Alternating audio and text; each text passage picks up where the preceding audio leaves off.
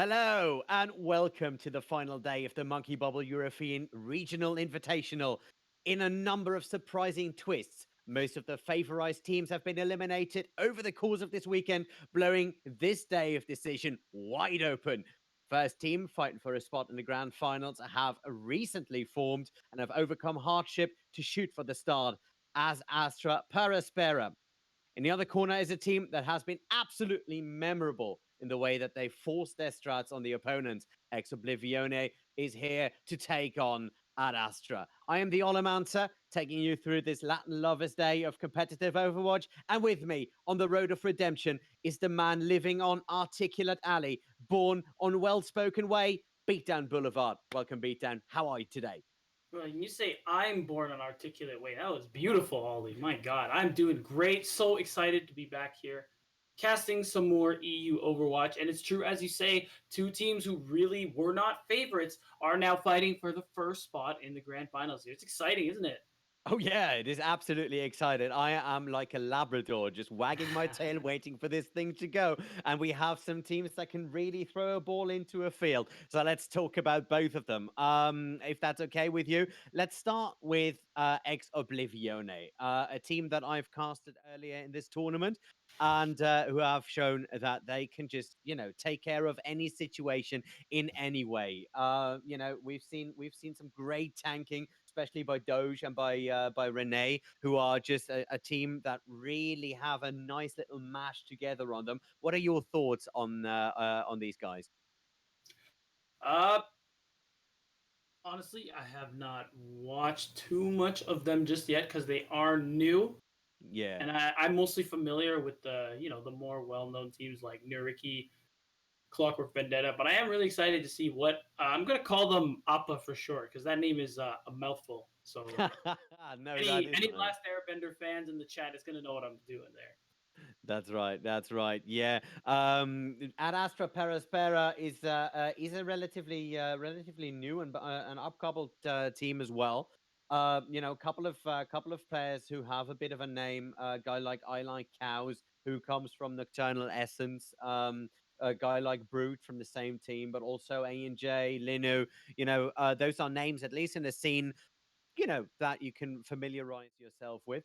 What I am quite interested in is the way that they have been playing at Astra Peraspera. Very good at adapting to a situation, very good at reading a room, reading an enemy, and just sliding it right in. While Ex Oblivione, like I said in the intro, they just make the enemy team play their game. On a first map like this on Li Jiang, what do you think is the better approach?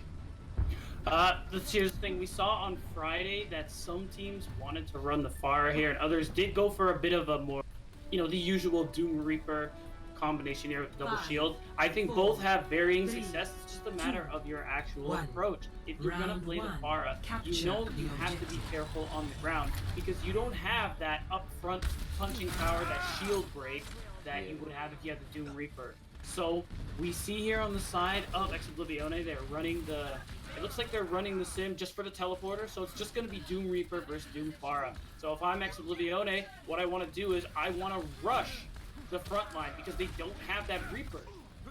Yep, that's right. That's exactly what they're doing. You already see that they are going ham right there on the front line of Astra Paraspera. And it is the Doomfist who is already in a bit of trouble. Now the front line and the Pharah falling down as SFX goes in with the double kill. And it looks like Astra Paraspera have to pull back for at least a second for the first push. Yeah, and here's the thing, Oblivione although they were really quick on that approach, they didn't really confirm any kills right away. If it wasn't for SFX, I think Appa would have actually been able to overcome this fight and win the situation. So that's really clutch from SFX, who's now getting real close to that sound barrier.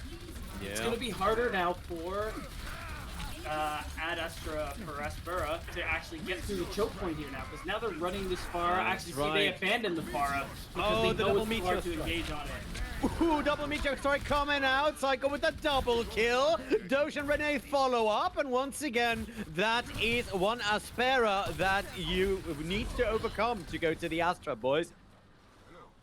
Yeah, at Astra again, going so big into this team fight now. 40% and climbing for them, Ollie. And look, you can see that Astra are a little, they're a little lost right now, considering going back to the Pharah. Again, just go back to the Doomfist, realize this is the way they have to play it. Yeah, and the moment White Noise comes in already, he was at half hit points before he was even able to set up the shield. So a very aggressive defense here. That is what we like to see from Oblivione, who are just executing perfectly well.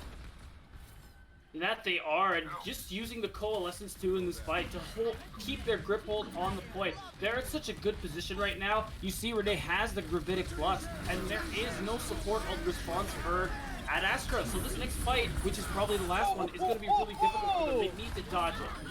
Fight with the double right there on the Reaper ultimate, and it's just clean up from that point. You saw both of the Graphitic Fluxes just pulling it up, and it was Fi who was just able to use that time to get himself in position and get a very, very nice Death Blossom going. Yeah, and that is going to be the first round here in favor of Oblivione. So far, really strong showing out from them. Very confident, very decisive in how they fight.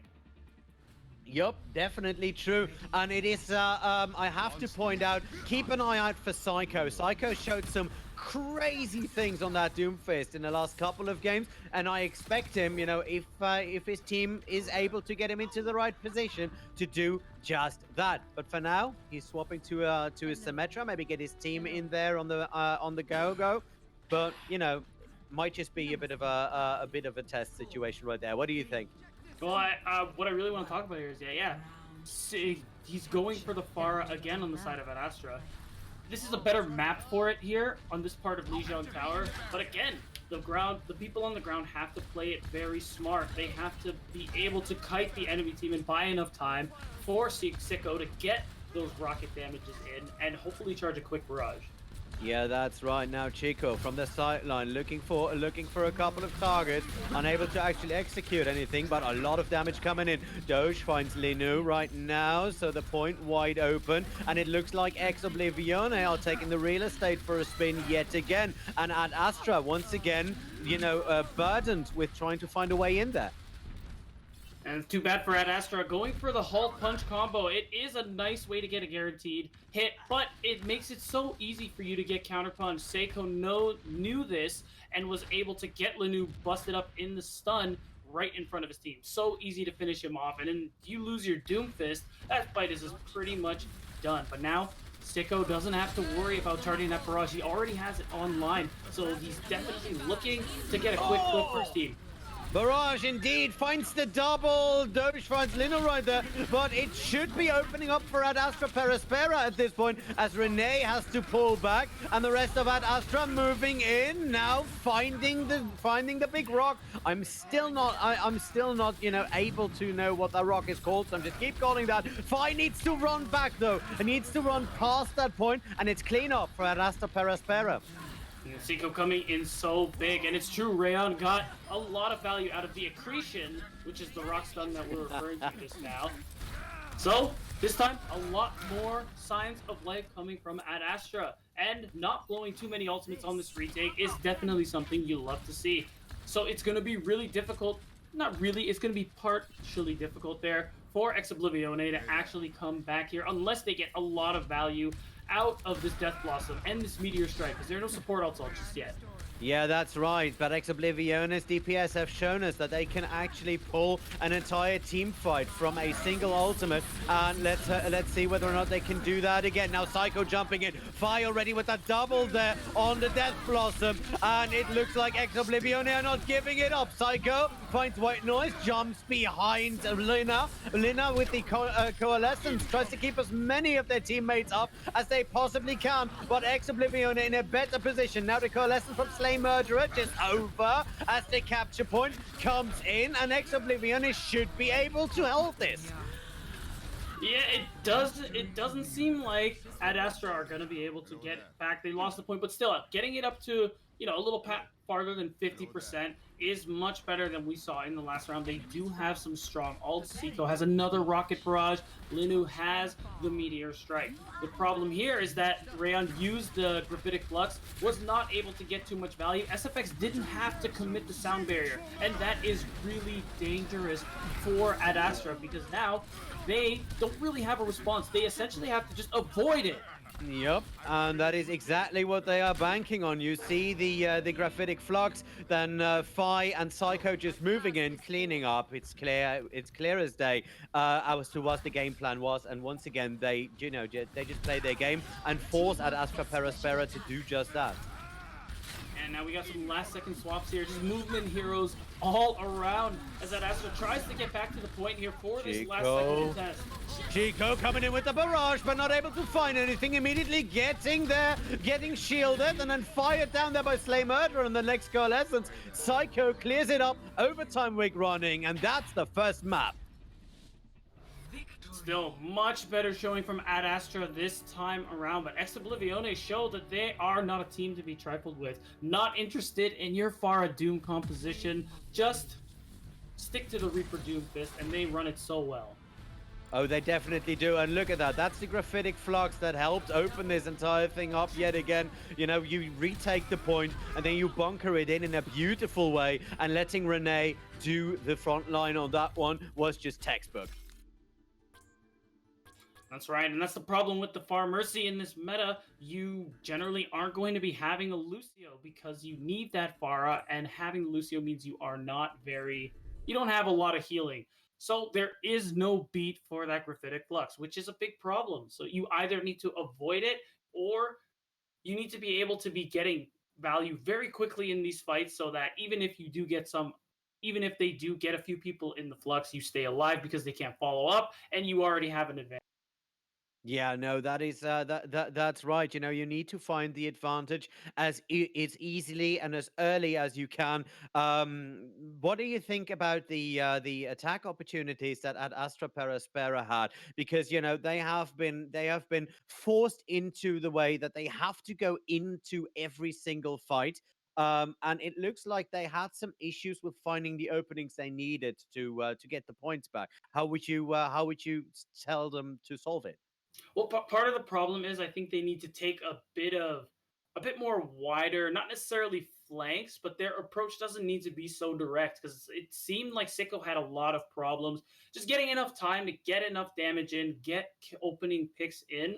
And again, I think Ad Astra should stop focusing on the halt punch as much because it is a really easy way to get countered, and they ended up happening to them quite a bit. So Yeah, yeah, definitely. if they want to stick to that Pharah, I think they just need to play wider angles, and they do need to support him a little. Yep, that's right, that's right. And we see that at Astra Peraspera have opted to go on to Numbani, not a map that gets picked very often nowadays. So what do they expect to gain from this one? What would their game plan be on this? Oh, I bet you they want to play Bastion. That's what it is. That's my guess. Bastion, even in this meta, it double shield. You think it's a little weird to play a Bastion, but he's actually very popular, especially on maps like these where it's really easy to set yourself up in a way that unless your enemy has a lot of movement abilities, it'll be hard to shut you down unless you have another Bastion. And this is one of those maps. Yeah, this is one of those maps where a bastion can absolutely lay waste to your team. Though I have to say, we've seen a couple of attack bastions running on this one, and Yeah. that was good fun, especially when it happened in the Overwatch League a couple of weeks ago. We do see Linu here on the Bastion with Chico on a May. So the game plan seems to be rather straightforward. Admiral on the Mercy rather than on a Moira or something else with a little bit more, how do you say, group healing under their belt. What would the rationale be on that? I think the Mercy is for, although I don't personally agree with it, I think Moira would have been better. It's very likely for the damage boost onto Lanu, make it easier for him to get that shield break, and, having that last second chance at life with the resurrection is going to be probably useful in case Lanu gets picked or somebody else. You get one reset.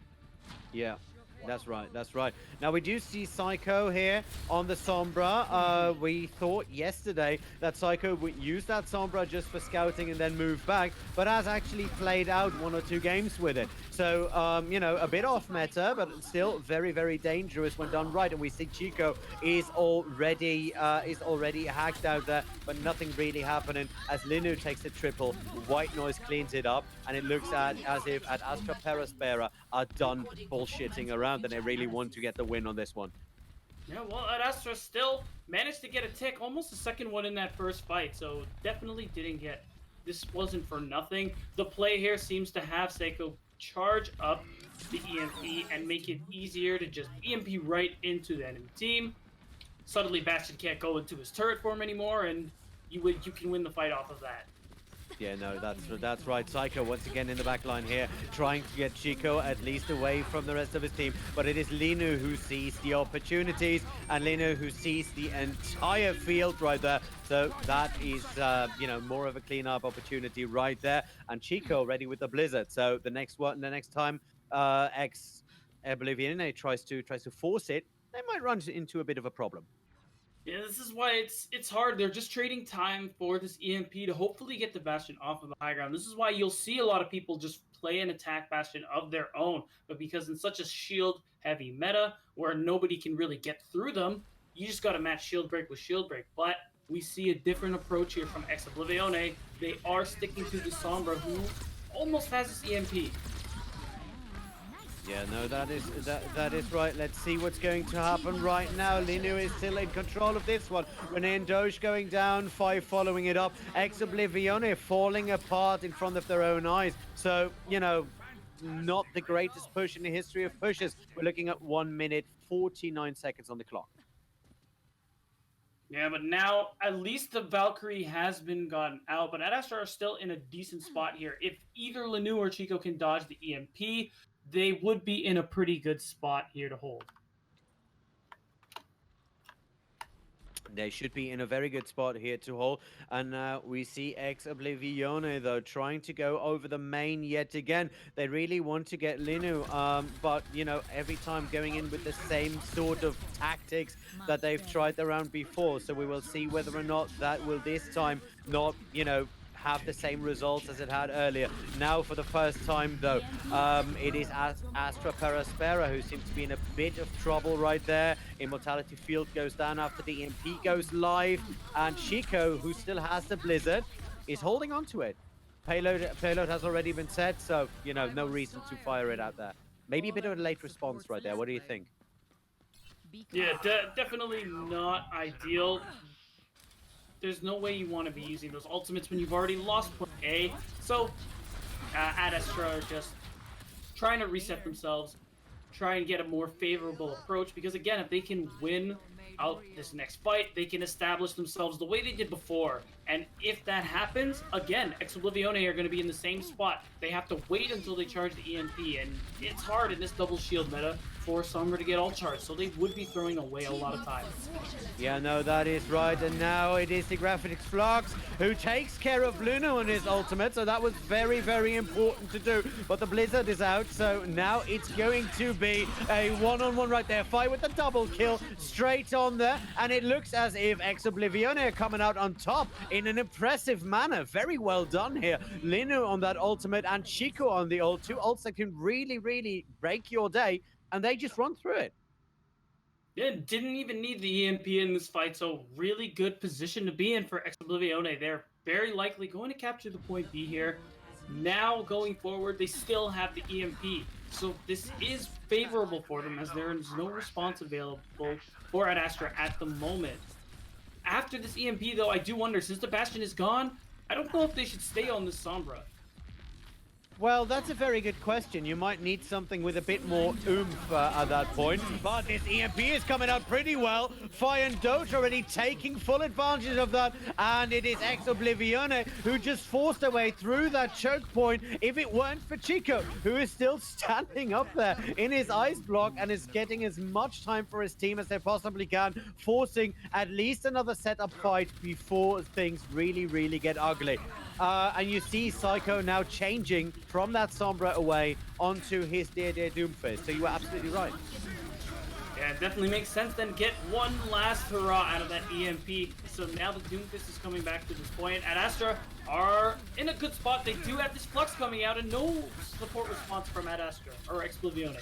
Yeah, that is right. But 2 minutes 35 still on the clock. Rayan with the double though, taking down the entire front line, more or less on himself. White Noise coming in to help. But it looks as if Ad Astra are not giving up that payload anytime soon. Yeah, now all of a sudden it looks like Ad Astra can finally dig their heels into the ground here. So many ultimates for them to work with. And the interesting thing is Chico's still playing this May. Wants to play the May Reaper here, wants to take advantage of the walls, the ability to isolate members of Ex Oblivione instead of going for, the Doomfist that you'd expect. And it still offers some I guess deterrence from Seiko because he can't just run in there. Is still at risk of being frozen. Yeah, that's right. And speaking of being deterred by being frozen, there's a blizzard coming out right there that really doesn't have a lot of things because it's being waited out. Lino tries it with the Death Blossom, doesn't find any targets, but at Astra Aspera still in control of the point and still in control of the fight as Ex Oblivione pull back slowly but surely towards their spawn. And all, yeah, like I'm saying, Ad Astra are in such a good spot right here. Unfortunately, Slay Murderer got no value out of the Coalescence, was a little bit slow to deploy it, so now they don't have that going forward. Their only opportunity here is going to be in the Graphitic Flux that is online, because again, no response available from Ad Astra support there. No, the sound barrier isn't going to be up on time. And the best part is, SFX has the sound barrier of their own. So Rayon's Flux that we're about to see does have the possible sound. Yep, that's right. Let's see what's going to happen. Fi jumps in there, gets rid of that supercharger, gets rid of White Noise, and still has that Death Blossom to work with. So now in a good situation of running it in there, I'm just going to set. I'm going to set it up there, and he is just trying to find his targets for that Death Blossom. Yeah, but now very wisely just holding himself off, waiting because they know they have to take at least one more fight here. DPS have both of their ultimates up on the side of Ex Oblivione. Chico with that last second Doomfist swap. Will it do anything? It definitely shouldn't do a lot. Renee is rather low right there, and Ryan and Chico already down. So Ad Astra is in control of this fight now, and now they can just force Ad Astra to. Oh, sorry, the other way around. Ex Oblivion was in control, and Ad Astra was been forced. Anyway, I have to do a quick check here. Hold up. In terms of tech stuff, I'm terribly sorry about that. I just got that in the ear with the production, which is why my sentence also collapsed. Well, still managing to finish just above overtime, 6.7 seconds. Doesn't matter. We take those. Yeah, we should take that. Oh yeah. So now there, if Ad Astra managed to finish with more than a minute, there's still going to be a second attack round there for Ex Oblivione, which is a good spot to be in at the very least. Yeah, they are in a good spot at the very least, and they should be able to hold this up and ride this out all the way to the first of four. But what do you think about about the response that Ex Oblivione gave after this? I think, I think, I gotta give props to Ad Astra still for their a bit of unorthodox defense because people don't really. Actually, no, sorry. Not unorthodox defense. I mean, Explivione's attack, because you don't see Sombra used that much. Sometimes you do just to break through point A. Some people will still try to use it in this meta, but for the most part, it is just not often. It's not often utilized to this level, but it did end up working out pretty well. It did end up working really well. And I have to say, it is just like you said, you have this double shield meta. It is really hard to set up an EMP. It is really hard to actually get around to somewhere with within, the close kind of way of setting this thing up. So it's how do you say? It's very interesting that they chose to stay on that Sombra for such a long time. We'll see. We'll see whether or not we can expect something from Astra Aspera to do the same thing. We are 10 seconds away from seeing what kind of things they are taking out of their hat of tricks. What can we expect? I don't think we're gonna see Sombra on the defense. I really hope not. That would be rather strange and an easy to break through. To I think we're probably going to see a Bastion here out of Ex Oblivione. It is so strong here. Again, like I said, high ground that's difficult to get to for your attack, the enemy team. Great for Bastion because it gets you such a nice position and the ability to just pump so much damage into them from this, superior standpoint. Yeah, we will see we will see what will come out of the gate right now. Um, Okay. It looks as if Ex Oblivione are setting it up.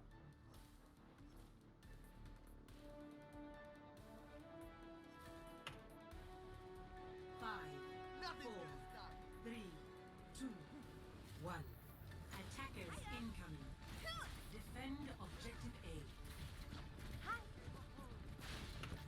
A. Okay. We seem to be experiencing some severe technical difficulties, and we would like to apologize for the silence, for the inconvenience right now. What we can, yeah, what, Well, what we can talk about, yeah, what can we talk Oblivione about? here on this defense, main Reaper. That I actually find that very interesting. Not opting for the Bastion, but more like they do. Oh wow, actually we see Bastion on the attack though from Lanu, getting a lot of value already taking Renee out. Yep, it looks like they are in a bit of a problem right here. It is Linu yet again who takes the double who takes the double on the attack bastion, and now they can just pirate ship it right in there. Yeah, and it's gonna be even harder for Ad Astra to actually, or sorry, for Ad Astra to actually. No, sorry. One more time. It's gonna be harder for Ex Oblivione to actually defend this because you need a bastion of your own to get through these shields like I'm talking about, especially here with so many shields up. Getting around the bastion is really difficult. If you play a Pharah, maybe, but the problem with that is the skybox is low enough and there's not enough walls for the Pharah to hide behind. So it's a really tough spot.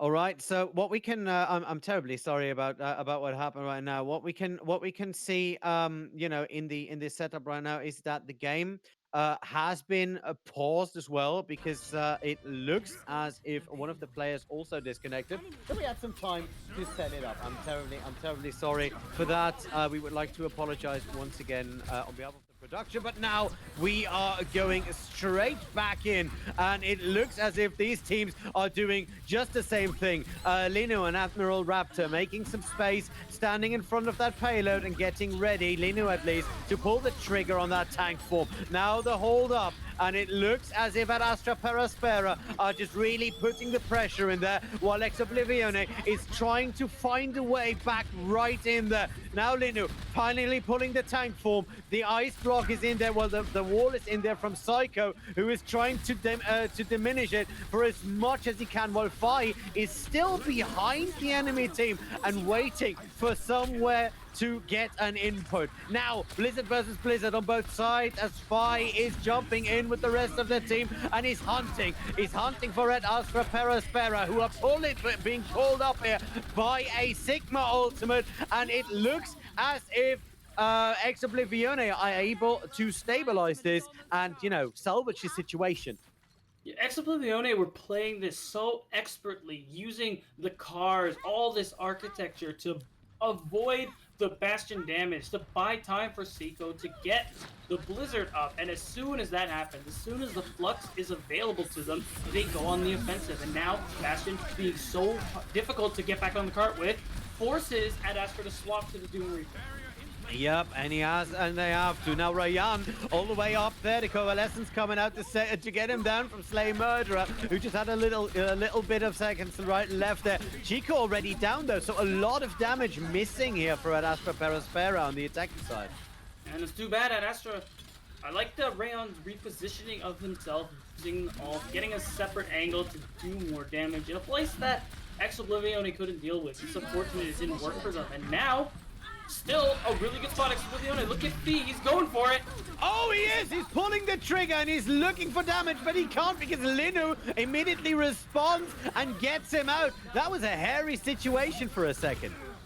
Yeah, it really was, but still, it looks like... Actually, it's hard to say. Although Oblivione are mostly coming up here, the spawn advantage heavily favors Astra. So it feels like it's just a matter of time before the cart finally gets moving again. Yep, it does. Now Chico's looking for that target, looking for Slay Murderer on the payload, and the only one still up there, Slay Murderer and SFX. So, you know, they're holding for as long as they can, getting as many seconds off that clock as they can, but it's still 2 minutes 30 to go. So, Oblivione have their work cut out for them. Yeah, they really do, and the problem is they managed to use a lot of their ultimates there in that last fight. So now Astra have a really good shot at capping this next point. Renee, using the Flux, is going to be responded with right here.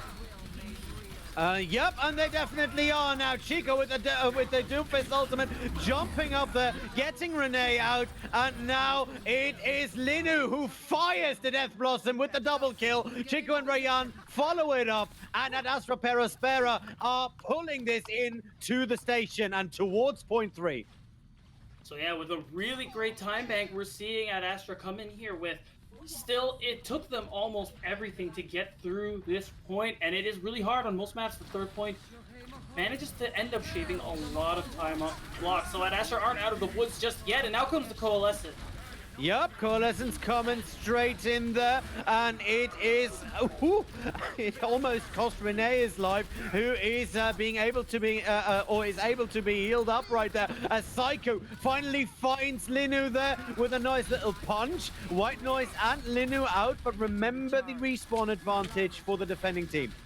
Yeah, and now here comes the problems for Astra Aspera, because now the problem here with these comps we're seeing these days in this double shield, having to actually engage onto the enemy team is heavily disadvantaged. So that's why you see teams use a lot of ultimates just to reestablish themselves. And unfortunately, it seems like that's what Astra are going to have to do going forward. They're going to have a bit of a struggle here going through, and so far it seems to be the case. Yep, that's right. The next Oblivione is just laying the smackdown. Fire and SFX find their targets immediately as Doge takes Chico out of the air, and Psycho runs all the way in there and cleans up. That they do, and now Oblivione again already have taken a minute off the time, making it almost look effortless. Look at Slay Murderer, already has another Coalescence. This guy has his ult on cooldown, so still being in a really good spot. Astra really have to get some value out of this Doomfist ultimate here, and Rayon's ultimate too. Yup, Slay Murderer coming in there with the Coalescence together with that supercharger, so a lot of damage flying out there. Chico looking for Fine, finds him as Linu is on the sideline of Renee. And now Psycho finally shuts him down. Now Linu takes Doge away. Linu with that double kill, and it looks as if an Astra Aspera are, just hanging on the back of Linu, who is just making sure that they can round this corner. Maybe one more fight after a decent stall, but it looks very, very close. 1 minute on the clock, so it looks more, sovereign than the attacking side from Ex Oblivione in the last round. Now, though, Doge and Psycho just run back in. Speaking of getting a bit of a stall in, is Fi, who still has an ultimate, but it looks like he will hold on to it for now. And it's still just so close there for Ad Astra not being able to finish. This is a terrible scenario for them. They invested so much, Ollie, and they don't have anything except the Death Blossom. Look at the side of Ex Oblivione. They almost have, I can't say they have everything, but they have a hell of a lot more. Astra, so this is going to be really tough for them to get through this. It is going to be really tough for them to get through this because now Ex Oblivione is in the same situation they were in the first map. They can control the tempo, and it looks like they're going to do that. Psycho jumps in there, gets that double out of that, and they are cleaning up. Now it's just 5 seconds to go, and Ad Astra in trouble. Ad Astra out of options. Only Chico's still alive, and I don't think he's the one to pull that out. No, he is not. Ex Oblivione will win and put themselves up to 2-0 so far here in this match. Wow, it really seemed like Ad Astra were going to get through it, but unfortunately, they could not get much value out of their ultimate. Even when Ex Oblivione was down on ult, the pick potential that they had was amazing. Always getting value out of their punch, out of the odd Fee Reaper flank. And it ended up being too much for Ad Astra. It did. It did. Even though Linu absolutely played his heart out, especially in those last minute and a half. So what we were able to see in that entire match was just the domination that that you could see from at Astra Peraspera. And just in that last point, when Ex Oblivione had the opportunity to put the brakes on, they put the brakes back on. And they changed it around, but already Numbani third point really hard to attack on. So Yeah, without yeah. without a doubt. Third points on most maps are really difficult to get through just because the sheer might of the spawn advantage that the defending team has, it does make it a lot harder. That's why they added those game where if you're in overtime, the defending team have much longer spawn timers, but still, it wasn't a problem for Ex Oblivione. It wasn't a problem for Ex Oblivione, even though it looked quite hairy for a second. Once they rounded Just a that corner, second. it just looks as if Ex Oblivione really couldn't set up yet again. But it was Doge and Psycho who were able to just set up, for the rest of the team to just come back in and take it down. So now we are looking at Temple of Anubis. Temple of Anubis. What do you think? What do you think we're going to see from these teams on this map? I don't think we're going to see too much out of the ordinary now. I'm pretty sure the Far Doom with the Reaper Doom and that Bastion play, for the most part, unless we see a curveball, I think that's the extent of the how to say, the flexing around that we're going to see teams do here. I do expect to see Bastion at least on point A. There's really no way it works on the point B, but I am interested to see how Ad Astra are going to play it. They do seem to they play Bastion, but not really when you'd expect it. Oh yeah, no. When you, I mean, we expected him on the first point in the first point on Numbani right there. But they were able to hold on there with that Bastion for quite a long time. Usually, you see that help for one, maybe two attacks. But it was at Astra Peraspera who set that Bastion up there on that high ground and nearly took 3 minutes out of that. Just before that went into overtime on the first cap. So we'll see what their Bastion can do this time around. By the way, Linu is great in picking the right angles for that one, and I wonder how that will work for him in the future. I wonder as well. And now we're not seeing. Well, this is the attacking spawn, so can't really trust that. Maybe Seiko is just looking for a bit of a, an angle to get a pick off, and then it's gonna swap. But yeah, just a Doom Reaper here on the side of Ex Oblivione, not really trying to reinvent the wheel. They're just gonna stick to what's basic.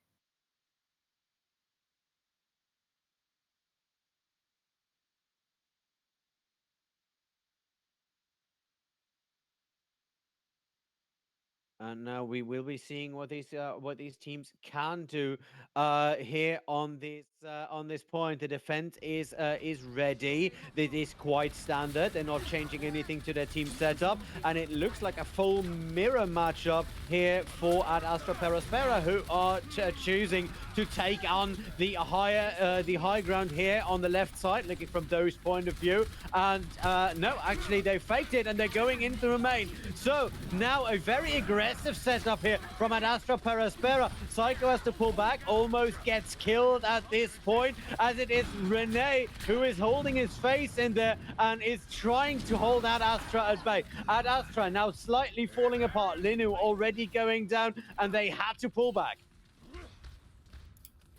Yeah, that they do. So at Astra, now have to come back here into this next fight and try something else. Lina has, actually both sides have the coalescence. Be about who can get the most value out of it. By getting really low there, could have been a pick opportunity. Oh, could definitely have been a pick opportunity. Now, okay, Lina has the coalescence ready, so should be able to get this team through that choke point, but the counter coalescence is already out from Slay Murderer, and Psycho and Rene find the first targets. Now, Ex Oblivione looking for more, but oh, Psycho takes Chico out, finds another one right there, and the point is contested as the slight advantage of Ex Oblivione. Yeah, now 2 minutes on the clock already. So it's going to be really difficult now for Ad Astra. They don't have much to work with aside for the Flux. Yup, and it looks as if they are not done defending themselves just yet. What strikes me as odd, though, is that at Astra Aspera just keep trying to go through main. They don't seem to be opting for any of the, of the side entrances, but go straight mainly through. Just hope that that group healing is working for them. But Psycho is showing them that it doesn't always work, because he comes in with that double. SFX clears out number 3 right there, and it is clear yet again. 8-player kill streak for Fi here, but it was Psycho who made sure that it is Ex Oblivione still on top. 1 minute 30 on the clock. Yeah, if I'm at Astra, I'd be sweating a little bit now. So many ults available for both sides. So it's really going to be about the early pick. If you can get an advantage and set up your ultimates correctly, Ad Astra still have the chance here, but they gotta watch out for Fi. He's looking for that Death Blossom. He's just gonna walk into the back line. Oh, he just jumps straight in there, takes that Death Blossom out, is not able to take it because of a Beyblade move by Linu right straight away, and now both of the teams are just fighting with most of their ultimates already committed to this. Chico takes down Doge as the Vex once again in the backline, but this time Ad Astra Aspera are coming out on top, and they should be able to cap it. 47 seconds on the clock though, so now we can see whether or not they can make it through. It's not over yet though. For some reason, they are able to stall it out. Ex Oblivione not giving it up. And Ad Astra Aspera has to try and find a way into that little side room, while it is Psycho who jumps in straight away. Gets down by Ryan, though. And Seiko and Slay Murder are the ones being alive. Rather, Fi, sorry. Them being alive, the Moira healing the Reaper with the damage and the lifesteal. That's probably why they were able to stall it for as long as they did, but really just delayed the inevitable, gave a little ult charge there to Ad Astra, who are making their way to the second point now. Want to try and see if they can get the 2-4, but 2 ults online here, Coalescence and the Meteor Strike. Ex Oblivione, they're feeling all right now. Yeah, that's right. The convalescence is coming in from Lena already. Immediately gets countered, so the laser battle is real. Psycho looking for an opening. Has the ultimate. Takes down White Noise, who was pulled in the back line. Goes in and takes Linu as well. And now it is yet again Oblivione just playing their game very casually. While it is at Astra Paraspera who die one by one. Very well executed here, though. And these are the plays you got to be making here in this meta. Halt's such an important versatile ability. You have to combine it with your cooldowns, with your ultimates. That's what we saw there. Doge getting the right click onto members of Ad Astra while the Meteor Strike came out is why it got so much value. And these are the plays I want to see more from Ad Astra if they want to be able to get themselves alive here in the series, put themselves on the board, because right now 2-0 might get held here at second. It's not working so well right now. That's right, but there's still a lot of game to be played at this point. Linu just takes it down there with a nice little Death Blossom, at least has 5, after he survived the graphitic flux. Now Doge here on the front line, still trying to keep everyone alive, while the two convalescences are just basically competing for who can hold on longer. And Slay Murderer comes out on top of that one. Once again, it is a reset for Ad Astra Paraspera, and I don't know whether or not that's a timing thing or just a basic ult bank thing, but you know, it looks as if Oblivione are firmly in control of this. They definitely are. At Astra, in that last fight, committing the coalescence there, when you had already lost Seiko's Doomfist, there's a very low chance you're going to be able to win that fight. So committing that ultimate there, don't think it was the best decision. Now you don't have it. All they have to work here with 1 minute left is the Meteor Strike. They need to deny Fee's Death Blossom. Otherwise, this is good as done. This should be as good as done. Yes, exactly. Psycho uses the Meteor Strike as a get out of jail free card. Gets back in there. Takes Ryan as Fi gets in there with his ultimate. The Death Blossom is real. Oblivione just resetting yet again. 30 seconds on the clock. And that Astra Paraspera in spawn. Yeah, well, here's the problem. They got a lot of ult out of Oblivione, but at Astra have nothing to work with, Holly. Nothing to show. And the problem now, Oblivione are about to come up to the Supercharger, to the Gravitic Flux in this last fight. It's really all going to be about the positioning here. Can Ad Astra avoid these very powerful ultimates and still establish themselves on the point?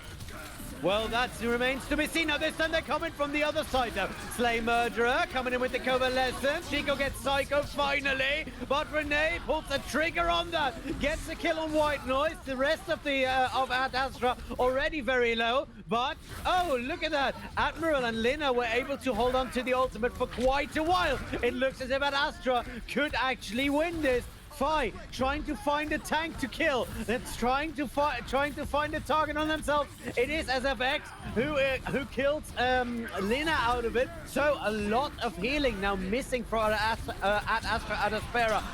Oh!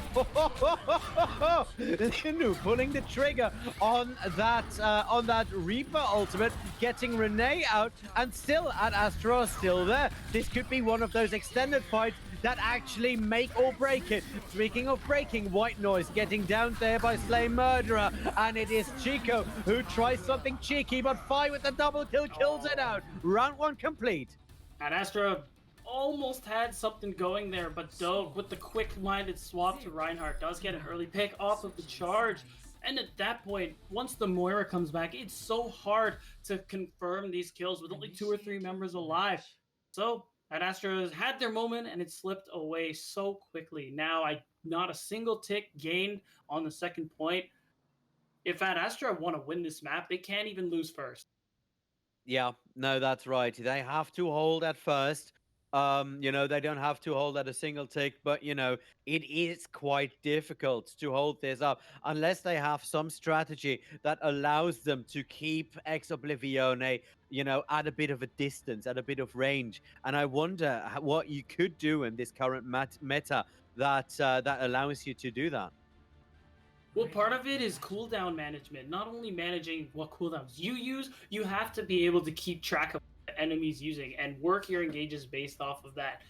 Punch is down, halt is down. Okay, that's a pretty good moment for your team to engage because they don't have 2 very key abilities in this meta. So it's that kind of awareness and planning based on that awareness. This is what I need to see from Ad Astra if they're going to overcome Ex Oblivione in this match, in this series. Yeah, that's right. But it looked for a second as if they were going for, mirroring the Ex Oblivione setup. But now they decided to have Linu on the McCree. Could be quite powerful if, being peeled for potentially. But, with a very close range setup like Fire and Psycho, he needs that peel. Otherwise, Linu will not be effective in any way, shape, or form. Now That's right. coming in. It's going to be so hard here for Linu. You're right. Playing Mr. Kree, very, very easily exposed character. Yup, and they are just needing to immediately retreat here. As it is Ex Oblivione who are forcing their game on them. Psycho takes Linu out. I told you that peel is worth a lot. Psycho takes Lina out. Ryan is able to hold on fight, but it doesn't look very good. Ex Oblivio are in control of this fight and should be in control of this point momentarily. Doge on the double, and the only one holding it is Admiral Raptor, and he is not able to hold it for very long. So the first point is already capped. And this is what I was talking about when I say tracking. You see Seiko. Well, you saw him there on your screen just looking around a little bit for Seiko on that Doomfist. These are the stuff you need to keep track of in this meta. Not just cooldowns, but also, enemies that can one-shot most of your backline. That's the kind of stuff Ex Oblivione. That's what's giving Ex Oblivione the advantage in this series, and that's why now 5 minutes 40 seconds is what they have to basically win this map. Capture one single tick. Yeah, that's right, and it looks like they are going ham on it. Seiko with that double kill. 5 follows up, and that should be it. Wow, what a flash. That was a blitz if I've ever seen one. And without a doubt, now match point for Ex Oblivione, who seem to be very comfortably just cruising their way through these series. Ad Astra per Aspera have one last chance if they want to put themselves on the board. Give them a chance here in the series, but it is looking grim, I gotta be honest, Ollie. Yup, it is looking grim. It looks as if Ex Oblivione have really just been able to play whatever they wanted to do, and at Astra per Aspera, unwillingly playing into their hands for this entire time. But remember, it's a best of 4, so there's still something in there. First to 4, actually. Yep, that's right. Explain to me, because I apparently still don't know what that means. What kind of ramifications this first to 4 has for this last map or this next map. It basically means first to 4 maps wins. So Ex Oblivione, who've already won 3, means Ad Astra per Aspera are really in the hot seat right now. Rialto, their last chance at life here in these winter semifinals. Their last chance at life, indeed. Yes. So, and even if they get this one map, they still have a two map deficit. So they would have to reverse sweep this the entire way. So win 3 maps and then get the 4th for the clutch. How high are the odds of that happening, do you think, at this point? At this point, it is gonna be hard. It's hard to vote that Ad Astra are gonna be able to get through it here. It's still possible they could, but they need to change gears right now. They need to, man. They do need to change a lot of things, like that McCree on Temple of Anubis. I'm not really even sure what that was about. If you're just running McCree instead of Doomfist, that's kind of asking to get overtaken, because a quick moving character like Doomfist, we saw it quickly from Linu, or rather Seiko. All he has to do is get in there and he immediately runs him over. Yeah, that's right. And we've seen Psycho do some crazy things on the Doomfist just as well. You just jump in, weave your attacks, jump straight out again, and you can basically do whatever you want unless you get absolutely CC'd. And for some reason, CC is just not the name of the game anymore. Now on this setup, though, on the attacking side with Ex Oblivione, we see Psycho once again on a Sombra. Let's see whether or not he will actually come out of the gate with that one. Otherwise, it's an interesting setup. You know, once again, Fi and Psycho on the Reaper Sombra. It did work for them, but it was a bit slower than when Psycho played his Doomfist. Stop the payload. Yeah, so it looks like you're right. This Sombra is going to be the play here, but now Seiko being on the Pharah this time around, because of the high skybox, gives Aspera a bit more leeway here. It makes it easier for them to actually deal with the comp we're seeing out of Ex Oblivione, because it's just purely ground troops here. There is no one who can really look or touch Seiko at the moment. Psycho trying to hack Bastion there in the back. Linu just firing further forward, and he had to pull back because otherwise that wouldn't have really worked out in any way. Yeah, so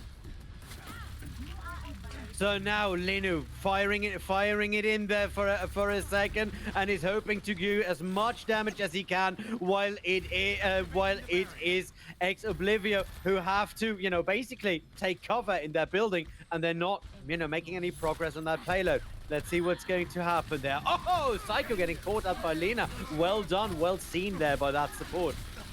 Definitely fighting off more than you can chew there, but still, a minute gone and not even halfway to the EMP, so actually a little concerning here for Ex Oblivione not being able to get that EMP up faster. It's going to be taking a lot of time out of their time bank here, and if you're at Astra, you don't mind at all. You're charging plenty of ultimates. You have a lot ready to go. Linu, Yeah, though, and you have a actually lot of time. Yeah, Linu actually swapped to this McCree, realized or thought the Bastion wasn't really worth it anymore, even though EMP is very likely going to affect us. That's right, but the barrage is coming out. Doesn't really do a lot as Doge and Renee both change immediately. Sorry for hopping it in there for a second, but that looked as if it could have had a bigger impact than it did. Yeah, but you really gotta praise the reaction time there from Ex Oblivione, knowing that the rocket barrage was online, knowing that Seiko was very likely going to go for it, responding accordingly.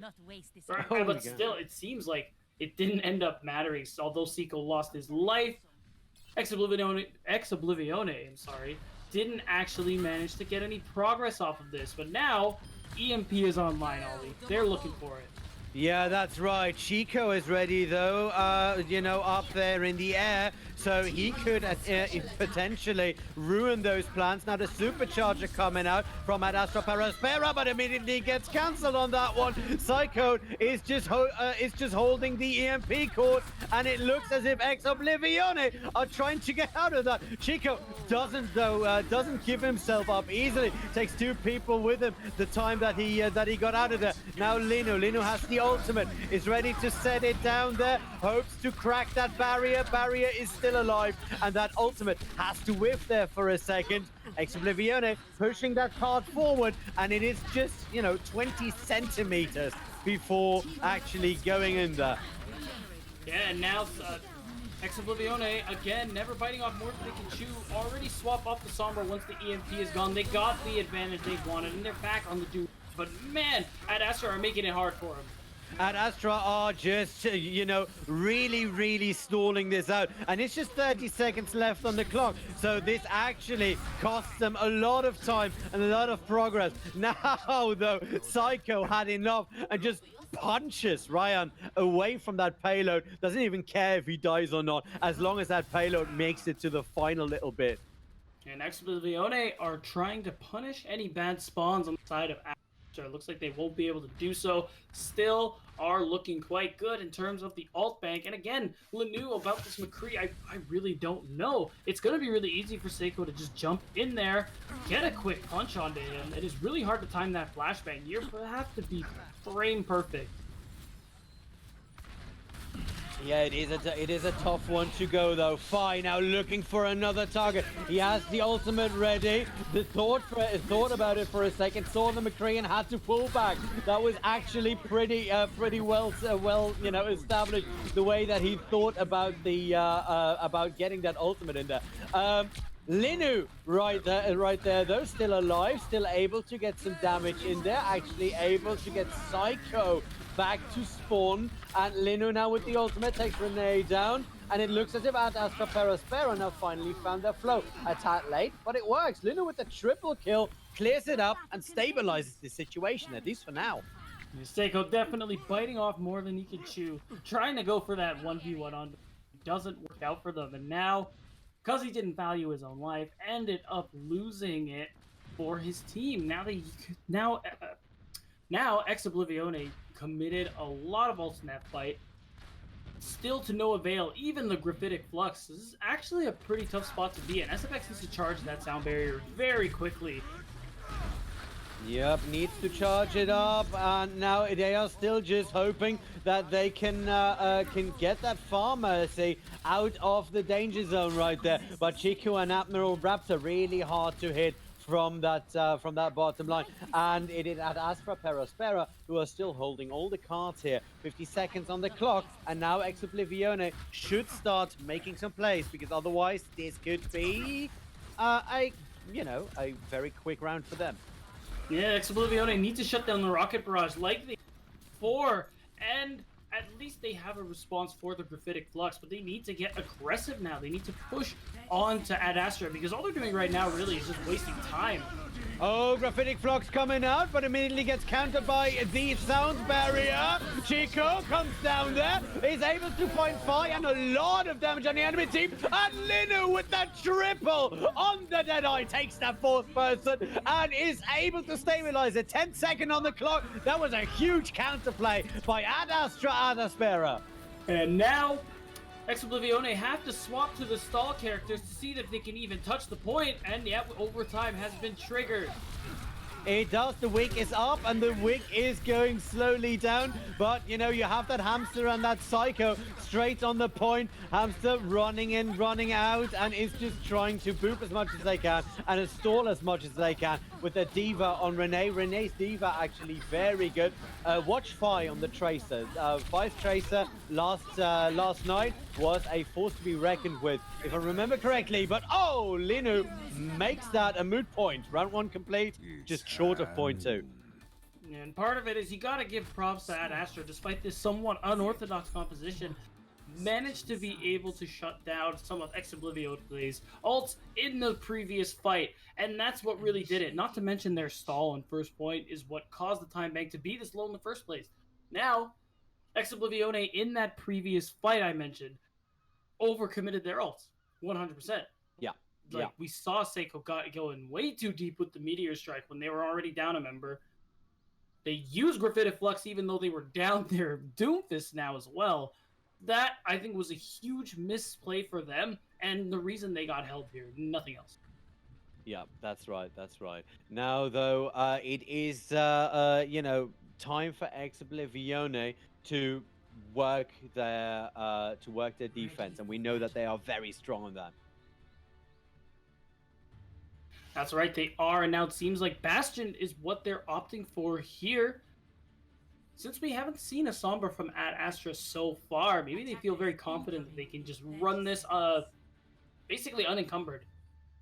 Yeah, it looks it's either that or they just don't expect this kind of setup. I mean, we see a Farm Mercy and a Bastion, so a nice little bunker with air support on side of Ex-Oblivione. At Astra Aspera, I will say that they most likely expect the same things that Ex-Oblivione has been doing in their last maps, which means a lot of Doomfist and Reaper, but they will be coming in for a nice surprise once they clear those gates. Actually, we attack Bastion. Yeah, even better, they're going for the full mirror.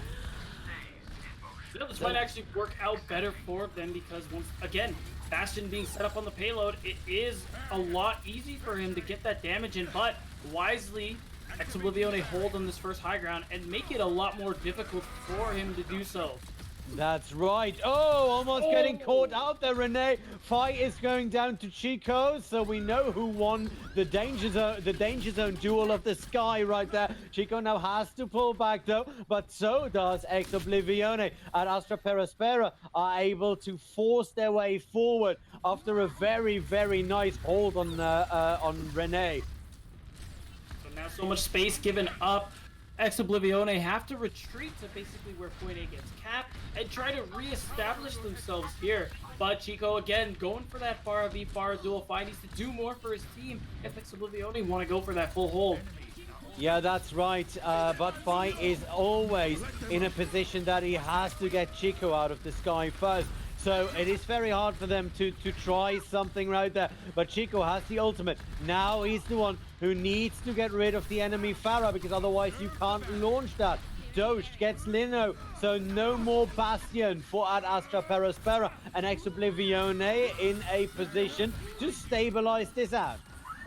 For the most part, they are looking good. And now, like I was saying before, this is where Lanu and Ad Astra are going to struggle. Now, getting back on this Bastion, obviously you have the tank configuration. You want to get rid of that in this situation. But they're going to have a lot of trouble here on the side of Astra to actually get that value, set it up. And wow, getting SFX early is actually gigantic for Ad Astra. Exactly. No more reses, no more help for Fi on that Pharah. Linu on a nice off angle is able to take a lot of that damage out of the equation. Chico from the side with the Baron gets a lot of things gone as Linu goes in with the triple kill in the tank form after a very, very nice ult storm by Rayan. And Lina with the amplification matrix. Unfortunately, Five thought that he could clutch it out with that barrage, but wasn't able to do so. Actually, in general, Ex Oblivione once again biting off more than they could chew, committing too many ultimates in that last fight. Though they forced Ad Astra to do the same, now Seiko is the only one here with an ult. The tank configuration form needs to get value right now. Ex Oblivione needs to shut this push down because there's so much time in the bank to get not that much further. That's right, and now Ex Oblivione trying to set up here on the high ground, but it is Ad Astra Aspera who are slowly but surely inching forward, getting all their angles set up and all their angles covered. While you know Ex Oblivione as a defensive team should be the ones doing that. It is Ad Astra Aspera who are going at this very strategically.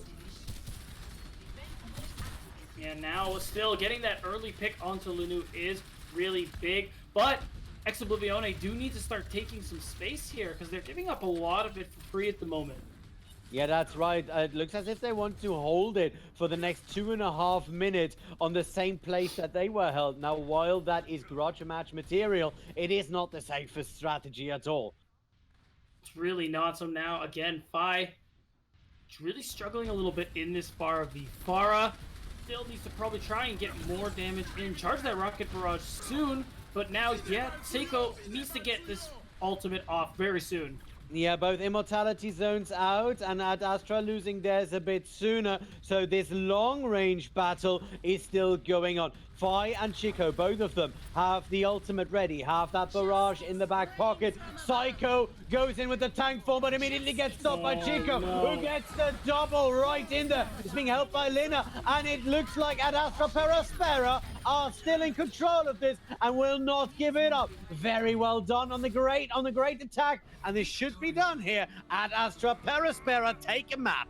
So this is it. Ad Astra are alive in the series. They're saying we're not done just yet. So now the series is at 3-1. It's definitely not tied up. Long way to go, but Ad Astra, they're still here. It's a sign of life, exactly. They haven't moved their computers yet. Those are not bots playing. And look at that beautiful positioning in that amplification matrix. High noon, just hold on for a second, take all three out, and just, you know, look like a highlight reel while doing it. Well done, Linu. And one thing too to note though, it seemed like X fell apart on that map multiple times. They were just overcommitting ultimates there. Fights that were without a doubt lost, and then they decide, you know what? Let me hit Q. Well, I mean, it wasn't like, you know, like they were actually getting fully on arrogant or something, but a tiny little bit where you go, okay, we've got these guys by the ropes. Now we need that last little bit. They try to overcommit with those ultimates, and at Astra Aspera, see that and use that and get back in. So that shows the quality of these teams in this tournament. Absolutely. And now we're going to the next map. It's going to be Control. It seems like the pick is Busan. So now I'm kind of hoping. I'm actually expecting to see more Farah because most Control maps really favor Farah, and that does seem to be a comfort pick for the side of Ad Astra. That's right. That's right. And it has the added bonus that Fi and Psycho can't just play their close encounter of the third kind of DPS double. They need to do something about that, and it doesn't look like they have the stuff to either go with the Pharmacy versus Pharmacy head to head and come out on top, or do the thing that Lino does, just get yourself a nice little hit scan and hope that you can make that problem go away before it actually goes to and gets yours. What else can we say? Looking at both the um support doubles, SFX versus Slane Murderer, Admiral Raptor versus Lina. Now, I don't want to be detrimental to any side, but I think in terms of impact, SFX and Slane Murderer are at least the more flashy supports. What's your thought on that? No, I definitely agree with that. Slay Murderer is really great with Essence timing, is managing to avoid getting stunned out of it, getting killed out of it, a lot more than I can say on the other side. SFX, great timing with the sound barrier too, almost always has it when the team needs it. And one thing I want to touch on here quickly is that I think what is to the benefit of Ad Astra is that Ex Oblivione probably have been practicing against a lot of just meta comps, the Doom Reaper, the Doom Farah. So I don't think they know what to do when it comes to Linu on this McCree. It's just a little bit foreign to them, not what they've been practicing against. So what I really think they should do if they want to close the series out, if they don't want to feel the threat of that reverse sweep, they got to remember McCree is an immobile hero. All you got to do is just walk up to him. That's right. That's right. That's right. And I would like to direct my direct my eyes at the chat, ladies and gentlemen. Here are two teams who have made it this far in the upper bracket semifinals, and I would really, really like to know whether or not Ex Oblivione is going to take this series as it looks right now, or is at Astra Perispera taking up the next two maps, and are we going into the overtime of the overtime? Let's make some noise for both of these teams. I would like to see who you support right here in chat while we get ready to jump into Busan for the next map right here. Well, it looks as if Ex Oblivione at least are quicker. But come on, give me some hype, ladies and gentlemen. By the way, if you haven't seen it yet, there is a nice little donations button right there on Matcherino, just below your Twitch window. You can click it, play a bit of a game, play a bit of a quest, and help us out. Give some nice prize money to these teams because I would very much think that they have deserved it. Now make some noise. We are launching into Busan. I was a bit early on the last time. My wife tells me that every now and again as well. So 30 seconds on the clock, and we should be good to go. Is there anything else we can talk about whilst we wait for the matchups right here, or the. I mean, the production says the weather, maybe more of your personal life. There's a lot to go on here. Yeah, I mean, you already got the ball rolling. That's why. Oh well, yeah. Let's not go there. Okay. Quick reminder by the way. If you want to know who are these people who have an extra button, who are these people who get all the ads, this tournament is brought to you in part by Insights.gg. You can get your free account on their website today, and you can use that to do online VOD analysis and do VOD reviews and help yourself and your team get better. The top 3 teams in the ERI will get the pro version to analyze and improve their gameplay using state-of-the-art machine learning. But we are off straight away with the next game of Oblivione versus Astra Aspera. And talk us through the lineup here, please, Beatdown Boulevard. So we have a mirror composition here. It is just Doom Reaper, no Pharah or McCree Insight. So again, it's all about cooldown management here. And oh, look, Zico's already starting us off. Oh, yup, and it looks like it's a dangerous thing to begin with. These teams are not pulling any punches. They're going straight into the ball. Linu has a bit of an issue, but is able to overcome Doge. Ryan finds SFX and in control of the point for the first time in a brawl fight at Astra Aspera, who seem to have found their way to wake up in this series. And now at Astra, getting the first cap here is a good sign there. Zico popping off early on into this fight. Now having point control, they're in a really good position right here. Lanu has to go for these flank angles, hopefully to get a pick, force an ability, or at least get closer to his Death Blossom. Yup, Psycho already in the Doomfist versus Doomfist setup, gets the upper hand on Chico, and it is the Coalescence from Flame Murderer who just makes the laser able. Now this is the Oblivione that I was expecting. You just see the brawl come out, the close range setup, and they're taking it, and they're taking the point with them. And part of it is they won the fight so quickly that they were able to win it before Lina could use the Coalescence. Could have been a very different outcome had they not done it so quickly. So now, point control in their favor. Oblivione are looking to set themselves up and hopefully not lose it again. They do have Seiko coming up with the Meteor Strike. Hopefully they get a kill on it. Oh, the Meteor Strike coming in, and Psycho gets pulled in and actually gets in trouble right now. Linu also has a Death Blossom right there, so some time to get it down. Psycho down yet again as Admiral Raptor is able to close it out, and it is Oblivione who have to pull back this time. And Astra Aspera must have heard what I just said, and now they are really opening the fuel tanks.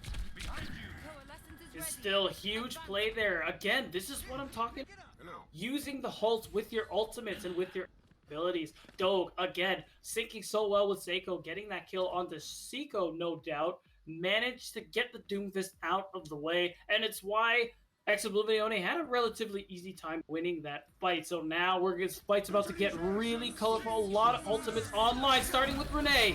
Oh, yep, and Ryan is already in trouble. Finds Doge. Doge and Psycho are going down. There was it. There was Linu with the Death Blossom. Fi has one, is looking for an opening right there on top of that barrel, will not be able to find it, and I don't think he will pull the trigger on that, not without any backup. And he goes down at the end. Linu with a triple here, doesn't even need to use the ultimate white noise to help him out, and it is at Astra Aspera taking this point back. 92% though. That is some time, nearly 50 seconds that they need to get back here. Still, Oblivione definitely have their work cut out for him. Being able to actually take this point off of Ad Astra is going to be very difficult. Ooh, Lina with the killer Coalescence. Chico following it right up, and it looks as if Ad Astra Aspera aren't even letting them get out the front door. This is worse than an Amazon delivery van parked in front of your car. And now, still, ultimates available for Ad Astra. They are in a good position here. As we're getting beyond 70%, you have to wonder if you're at Oblivione. They gotta set themselves up to use this Death Blossom before it ends up being too late. But now out comes the... No, it should be. Does he pull the trigger? No, he doesn't. He's still holding on. He's still waiting it out. Psycho goes in for white noise, and the brawl is happening yet again. Now Lina finds Renee. Psycho on Chico, and now he pulls the trigger. Though it is Linu who pulls it, and Fi doesn't really find any targets as well. I mean, they both pulled the trigger on the Death Blossom, but for some reason, Linu got more value out of that. How did that happen? What did I miss? So what happens is that Linu ends up taking down Fi, and in doing so, it seemed that Chico was still alive and able to do damage there into that last fight. That insta-kill from the Doomfist is so powerful. Yeah, and there's some trial to extend it towards beyond that overtime week. But that was wow, that was an interesting last brawl, I gotta say. Yeah, without a doubt. And now again, it looks like at Astra, who were struggling on that first control map, are doing really well here, putting themselves on the board already and giving them a good chance to win this map out here on Busan. Yeah, this is going to be very cool. I love this part of the map, by the way. I just love the open space with a lot of little crawly spaces and a couple of roofs. You see some interesting things happen on this part of Busan. In terms of the setup, though, perfect mirror matchup. Nothing new, nothing to see. Move along. Let's see which one of them can take the win. Yeah, that is the question here. Again, like you said, mirror matchups. It's going to be all down to your ultimate usage. Again, Oblivione need to stop overcommitting the way they've been so far. Go first kill them. Oh, Chico gets Psycho indeed in another one of those nice Doomfist versus Doomfist setups. These two guys are not giving each other an inch of room, and I love the way that they play with that. Now at Astra Aspera, the first one to touch the real estate. So they are all over the place. Fi needs to pull back there for a second because he was out of position, quite a bit far forward. And it is Linu who punishes him for him at the end. Coalescence, the ninja powers are out. The Jedi powers are out. Psycho with the double kill. And this fight is far from over because now it is at Astra Aspera who are slowly being taken apart here. Nice 180 puncher by Psycho, who is able to get his arch nemesis. And now they're taking the point. Ding ding, round 2. And wow, Cat is saying Chico time, but I want to say Psycho time. This guy is going ballistic now. Has already charged the Meteor Strike, despite being in that ultimate deficit there. Now the point flipped in the favor of Oblivione means they can hold a little more aggressively and hopefully get some value out of these ultimates. Yeah, let's see what happens. Chico, after that pull, at least gets SFX, but gets pushed there by Slay Murderer and by Psycho, who once again is the last Mohican. Psycho takes Linu out of that shot, but Ryan with a double on the graphitic flock. That was well triggered, and this fight is still far open. 3 versus 2 here on point, with a slight advantage for Ad Astra Aspera. Jesus, you're right. As soon as you get hyped, that's a name that's hard to say 10 times quickly. That it is, and yeah, that's a really good awareness there from White Noise. Knowing the 2 picks was basically a winnable fight for them off the back of Rayon's Gravitic Flux. Commit the supercharger just to ensure that their team has the correct amount of punching power to just get through this point. So now they hold the advantageous position. Speaking of punching power, Chico and Psycho finding each other midway between the shields, and both of them, for some reason, just are able to surprise that. Now the Graphitic Flux coming out, and the Coalescence. White Noise is down because Renee was able to at least get them down. Fi finds Linu. A lot of damage missing here on time at Astra Aspera. And Fi now looking to get Ryan down. Getting low though, but is able to do it with the help of Doge. And Oblivione once again in control. Yeah, the point is just flipping back and forth here for both of these teams, but still, Ad Astra playing smart, trying to stall as much as they can, put themselves in one-fight territory, which they've essentially done, but now the ultimates online for Oblivione mean they still have a pretty decent defense to mount. They do have a pretty decent defense to mount, and that must have hurt. Renee just comes around, Ryan comes around the corner and finds a fist straight into his face. Fi there on top. Let's see how long he can stay unnoticed. No, he got noticed at that point, and now he is not entirely sure where to move at the end of the day. May have been a tiny bit overcommitted, but he apparently wins the fight versus Linu, while Psycho takes it on the top side. Chico already going down there, and Fi still has that ultimate. So that's a win in my books.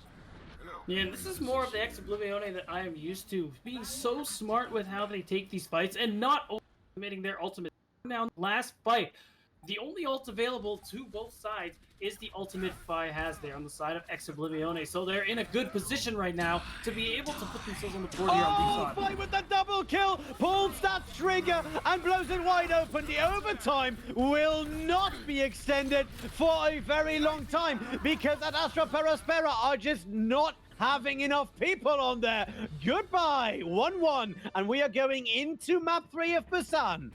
I gotta say, we really do have a series on our hands here. Even this, what could be the last map, you see Ad Astra is clinging for dear life here. But Oblivione, no slouches on their end. No, Still making definitely. this a competitive series. I still have to say, Chico versus Psycho, that Doomfist fight. What do you think? Who's going to be the defining factor of this last map here?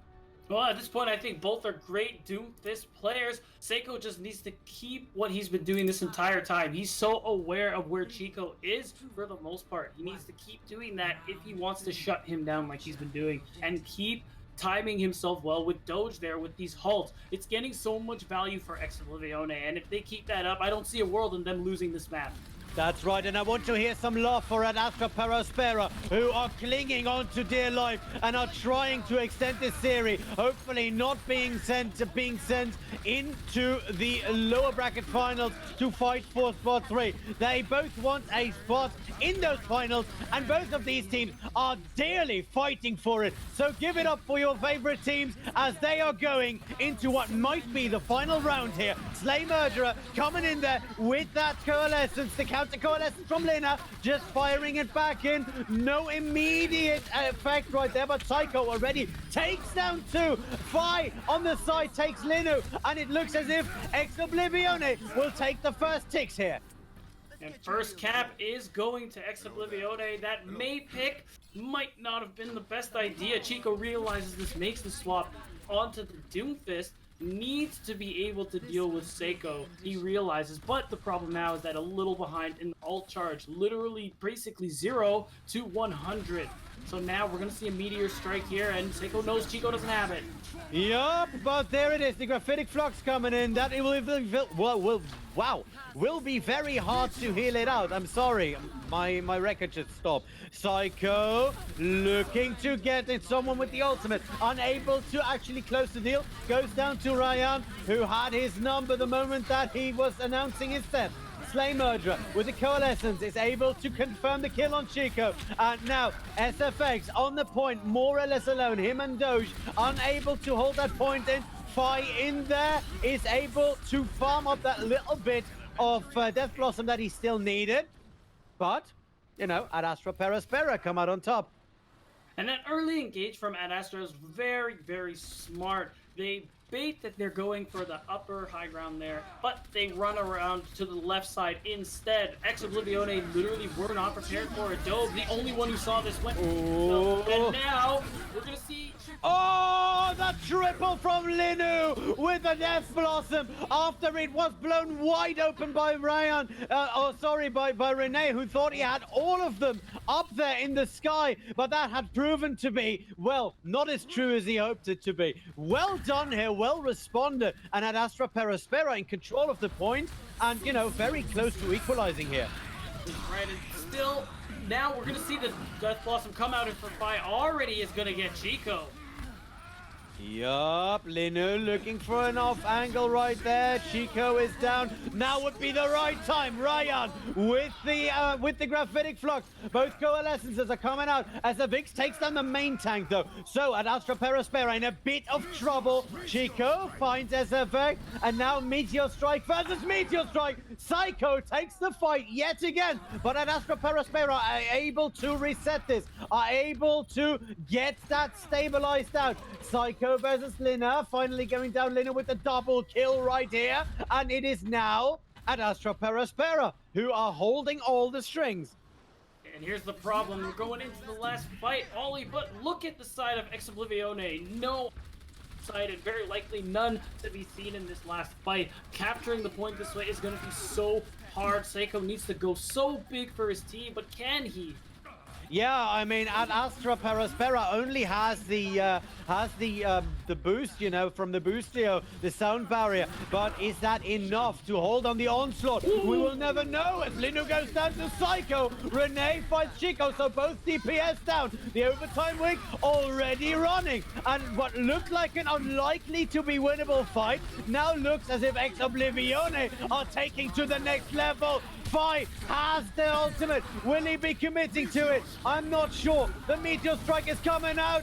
Boom goes shake the room. And it is Lina with the coalescent cycle with another kill on Ryan. The overtime still running. Ex Oblivione has a body advantage. Psycho finally going down to Chico on a 1v1 fight here. And Fi and Psycho now both got. Oh, Linu with the Death Blossom doesn't find a lot of targets because he was eaten by Renee. Renee essentially saved his team on that one. And it seems like, yeah, ex Oblivione might be able to equalize or yeah, it does look like it. Oh, Slay Murderer comes out there with the coalescence, Oh my 99%, God. and they take it down. Wow. The actual mad lads on the guys. They're still in a good position here. Ex Oblivione, they have the sound barrier about to come online, but Rayan already can flux. They can use this to get aggressive on top of the supercharger we're seeing from Doge. This is a good spot to be in from ex Oblivione. They gotta play it very smart though going forward. Yeah, they do, because they still have 25 seconds to make up there. There's the sound barrier now coming out from SFX. Very well done. Maybe a tad early, but we'll see how that works as Psycho takes down White Noise and the supercharger takes down Linu. Now the meteor strike is coming in from the rear end from Chico, who is already down. Wow, he never was able to actually get out of that. Now the Graviton flags. Rayon up in the sky is slow and should be going down there. Renee had his number all the way around there. Lina in trouble. Admiral in trouble. And on that tracer is Linu. Watch him. He could potentially be a beast if they let him. But apparently they don't. The overtime wing. They're running on both sides. Five pulls the trigger on the Death Blossom, takes Chico down, and I don't think that Diva will actually help you a lot. The objective is secured, and it is ex Oblivion who take the series and go into the finals. Once again, I really gotta reiterate, it is Seiko time. This absolute monster on the Doomfist. I gotta tell you, Ollie, this last fight, or the fight just previous, all because of Seiko. Watching Linu on the Reaper, knows where he is going. As soon as he peeks around that flank, bop! Knocks him out of the fight. And that was such a huge advantage for ex Oblivione to be able to flip the point and hold it with committing with no resources. They had nothing at the time. And that's what started this amazing comeback. That was a crazy piece of Overwatch we just witnessed. Very, very well played. And I gotta say, I am super, super stoked that you and I were here to witness that. Yeah, so we look at ex Oblivione going into the finals, which will be played later on today. At Astra per Aspera will be moving down to the, I believe Losers bracket final, which is coming up next. Oh yeah, it is. That is definitely true. And it will be done by some of our colleagues. So let's see whether or not we can actually get someone in here from ex Oblivione to tell us what the hell just happened. Yeah, I would love to hear their thoughts on it. That's absolutely right. But recapping, on the last map, we saw an Ad Astra Peraspera that suddenly woke up, that suddenly ran in there. Is that normal that you that you have the opportunity to to get back in there, even though it is very slim, to just fire it all the way in there? What is the chance for a team like Ad Astra to come back from I wouldn't say a whooping, but at least from a very detrimental position like that? It's definitely possible. We saw them start to kick it into the next gear, but the problem is, at that point, you have such little leeway to do so. When any map could be your last, it is such a tall order to ask for, and unfortunately, Ad Astra could not deliver. That's right. And who does deliver? Ex Oblivione. And with us Yeah. is the man who comes and delivers the good news, Renee. That was a crazy game. That was some crazy stuff you pulled, and you are going to the finals. That was fantastic. Congratulations, my friend. Thank you. Oh, that flux on was like 50% and the Yeah. overtime. Oh my Yeah. goodness, my heart. Yeah, I can imagine. I Doge can. was screaming touch. Oh. How does that feel knowing that basically you don't have to win this map, but you really want to win this map? What is going through your head on those Well, overtimes? we know Busan is a map that plays into the Reaper Doom a lot, and that's where we felt our biggest strengths were. We think they're really good on the Bastion comps and the Pharah comps, Mm, and I think we saw that on Rialto, where it's such a strong map for those comps, and they ran us over there really.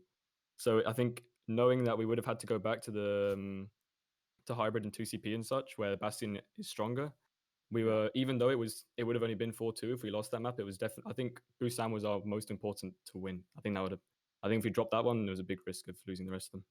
Yeah, yeah, yeah. No, that's right. Beatdown, I'm going to leave you to ask a couple of questions because you saw some details that I would very much like to know what Renee thought about those. Yeah. Okay. So one thing I really like to touch on is your use of the combination, like various combinations. You take a lot of time practicing things like the halt punch, the halt rock, even flux, etc. Yeah, I mean, we definitely think that Reaper Doom is our strongest comp, Hmm. and it plays to our strengths a lot as a team. So I think we practiced that. I think a lot more than other teams. So where other teams might put time into Bastion strats and stuff, we tend to keep focusing on the Doom Reaper, and that means we practice those combos a lot more often. And then Mm. once we get into the hang of it and we start getting the comms right, then it gets really, really consistent and it's really helpful. Okay. So one more thing I wanted to know that, especially towards the end of what was it, Rialto, you guys started to seem to. You guys feel like you were mental booming a little bit there after getting held by second? Because you guys kind of started some questionable alt usage. I'm just curious about what was going on. Yeah, no, we definitely thought that our focus was off towards the end. We were Mm, splitting up a lot. I think we didn't punish the Batiste and the Kree early on. I think we let them be free for a bit too long. And Yeah. then because we capped so late in first point, we were in a tough spot in terms of ults.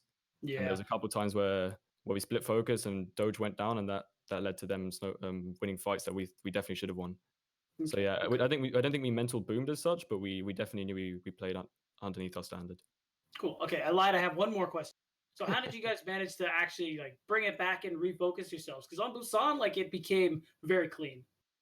Yeah, I mean, we knew that the Rialto would be tough because of the Bastion, so we didn't Mm, really let it get to us too much. okay. We already had 3 maps in the bag, so we knew we could beat them on the Reaper Doom. We just had to keep focused, stay positive. All right. Great. That's right. That's right. Now, looking forward, you will be, playing versus the winner of the losers bracket, which, at this point, could be either Indignation or at Astra Peraspera. Provided at Astra will come up a couple of hours later, will you be able to beat them again? Yeah, I think we can. We have time now to look over our mistakes and what we did wrong. We have time to discuss it. And I think we can go into the next series with a clean mindset and also with some ideas of how we want to play around and how they played and what we've learned from them now, All right. especially All since right. they'll be tired from another series. A last question for me then: Indignation or at Astra Peraspera? Who is the Ooh. more feared opponent in your Mm. book? Well, I think they played early in the tournament. I think Ad Astra took it 3-2. So I think even though it'd be very close, I think Ad Astra comes out on top, but only by a Okay. little bit. Well, we'll see in just a little while. Thank you, Renee, for being here to answer our questions. We here at the Monkey Bubble will have to set up to bring you the lower bracket finals, and we can't wait to see who will eventually hop into the finals. For now, my name has been the Olamancer. With me was the wonderful and insightful Beatdown Boulevard, and we will see you very, very soon. So stay tuned and don't run anywhere.